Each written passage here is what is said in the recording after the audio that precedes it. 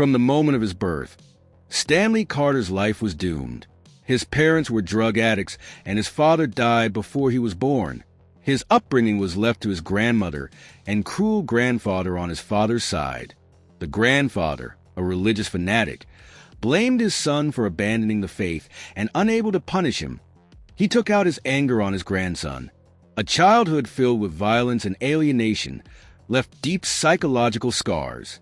When his grandfather died, Stanley witnessed a hermit, the Sin Eater, who was meant to perform a dark ritual, absorbing all the sins of the deceased to ensure his place in paradise. What he witnessed had a profound impact on the boy. As he grew older, his body began to split into two personalities: himself, Carter, and his dark alter ego, known as the Sin Eater, obsessed with destroying those who abuse their power.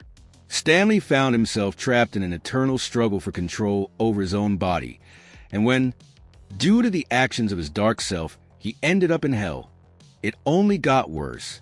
The images of his past subjected him to physical and emotional torment until Carter was resurrected by the Kindred Twins. They convinced him that the Sin Eater was necessary for this world, to save the lost souls of hopeless sinners. For this reason, they supplied him with an enchanted shotgun, which not only allowed him to absorb the sins of criminals, but also their powers. Furthermore, the victims of this artifact experienced a profound sense of remorse. Here you have Carter, who absorbed the power of Juggernaut and became a serious challenge for Spider-Man. Becoming a vessel for the sins of others, Stanley felt them slithering through his veins like a snake, twisting and desperately trying to break free. These sins tormented him, giving him neither rest nor peace. Imagine becoming a vessel for such abomination, horror, and nothing more.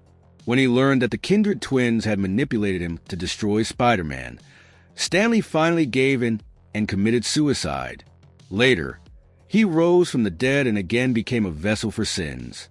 His further fate remains unknown.